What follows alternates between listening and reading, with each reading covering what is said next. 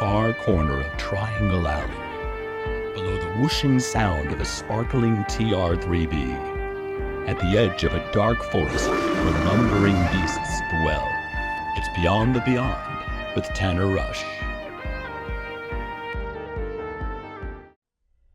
Beyond the Beyond, UFO Secrets and Close Encounters, Part 1. There must be hundreds of videos online of purported UFOs or UAPs, flying saucers and strange lights in the sky performing maneuvers that are quite literally out of this world. And there are even more photographs, ones of metallic ships, half tilted and glinting in the desert sun, of odd drone-like craft hovering over power poles, and captured, lifeless, large-headed aliens posed perfectly forever in black and white. There is quite literally a mountain of images to be found online. But what do they really amount to? There is no smoking gun that proves the existence of the extraterrestrial. No one photo that's ever been held up above the rest to be the definitive piece of evidence that finally shows we are indeed not alone. There are good ones, mind you, like the McMinnville UFO photographs, also known as the Trent UFO photos taken by a family in Oregon in 1951, and others like this September 1957 photo that was shot by a test pilot near Edwards Air Force Base in California, and still more, like the one that was taken during an aerial survey of Costa Rica in 1971 by the country's National Geographic Institute. And as far as video goes, I always liked the Mexico City footage from 1997. Needless to say, there were several witnesses to this sighting. Rod Dickerson's video from 1998 always struck me as real, whatever real means with regard to the phenomenon. A real experimental craft, a real extraterrestrial vehicle. There are others, but for every good picture or video there are 100 CGI and Photoshop duds. There's a new one every day. My Instagram feed, find me at Beyond the Beyond 1, is full of them. The danger, of course, is that today the technology is so good that even if the perfect UFO video came out, its authenticity would immediately be questioned. So what do we do now? For me, I've always found eyewitness accounts to be a more fruitful approach when it comes to examining the evidence of UFOs. There are several reasons for this, including anomalies and patterns, witness credibility, context and detail like sounds and sensations, verification corroborated by multiple witnesses, and more. Take the case of Betty and Barney Hill. On the night of September 9, 1961, Betty and Barney were driving home to Portsmouth, New Hampshire, from a vacation in Canada when they encountered a bright light in the sky that seemed to be following their car.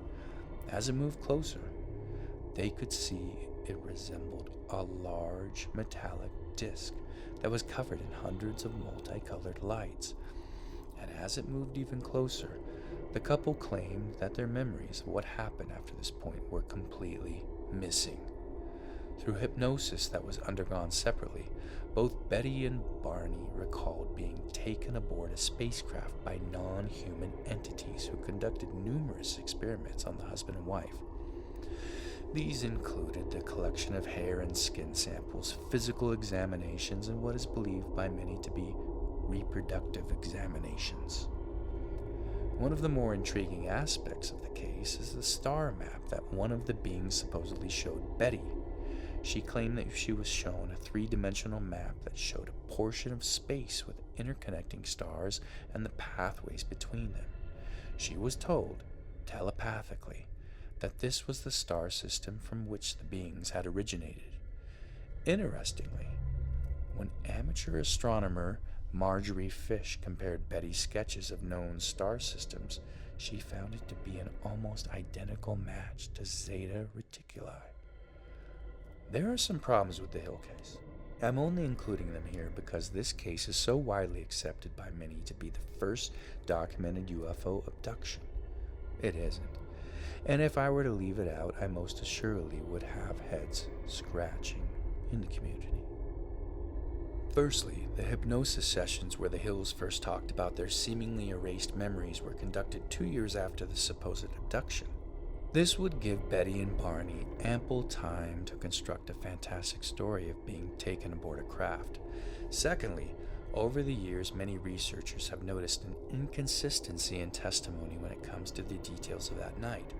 While both describe the beings as having large, wraparound eyes, other details like height, facial features, and clothing differed significantly. The difference in the description of the craft, sequence of events, and geographical details also varied slightly.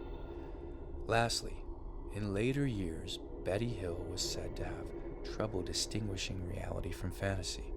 She would take investigators out to look for UFOs, which she claimed she encountered quite often, and would sometimes mistake planes and even streetlights for alien craft. So why does this story endure?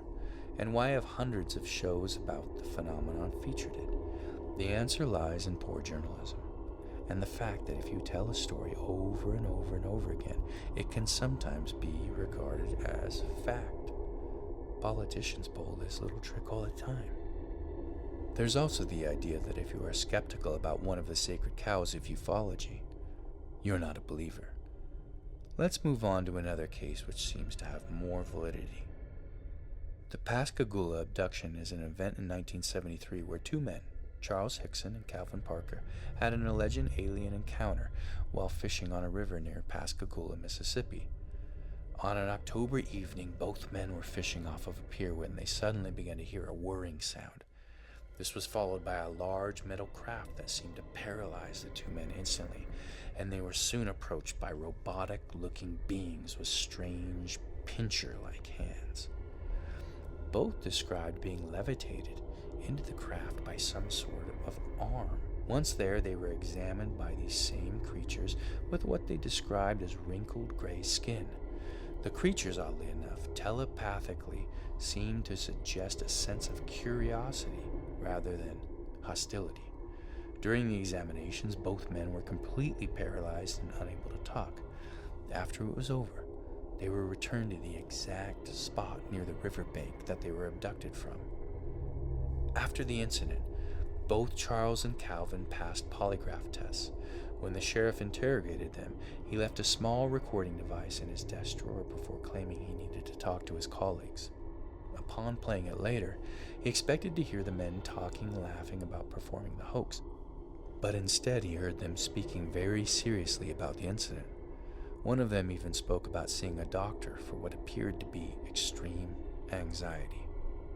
There is also the fact that neither men have ever sought any kind of notoriety. Their details of their stories have never wavered, and both men seem to have very deep emotional trauma from the incident.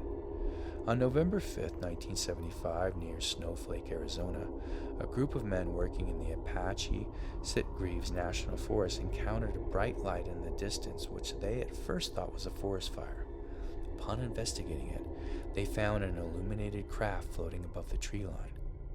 One of the men, Travis Walton, was intrigued and exited the truck. As he approached the craft, a beam of light shot to the ground and knocked him down. Fearful, his co-workers drove their truck away, though later came back to retrieve Walton, who had mysteriously vanished.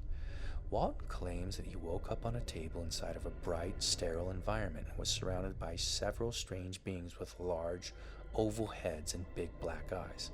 He found himself extremely disoriented and tried to communicate with the beings to no avail. Instead, they seemed to communicate with him telepathically. He was then subjected to a variety of medical examinations, including needles being inserted into different parts of his body and scanning devices that emitted beams of light. Walton claims to have seen human beings aboard the ship as well.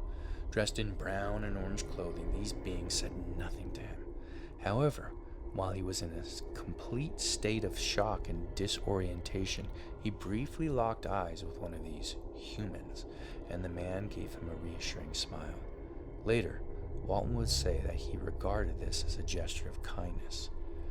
Walton woke up alone near the town of Heber, Arizona, around 12 miles from the spot where the supposed alien abduction occurred. He woke up feeling weak and confused, and was unable to recount with clarity just where he had been. These events would slowly come back to him as time passed, and with therapy. He looked up and recalled seeing a door close or a light go off, and then a craft shooting into the sky with incredible speed. He began walking, not knowing where he was, and eventually found his way to a phone booth and called his family.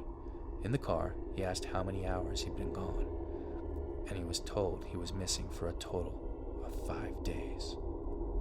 Following his return in the investigation by law enforcement, police conducted lie detector tests on all 6 men involved. 5 of the 6 passed, with the member who initially failed later taking the test and passing. Interestingly enough, Travis now thinks that these beings were not trying to hurt him.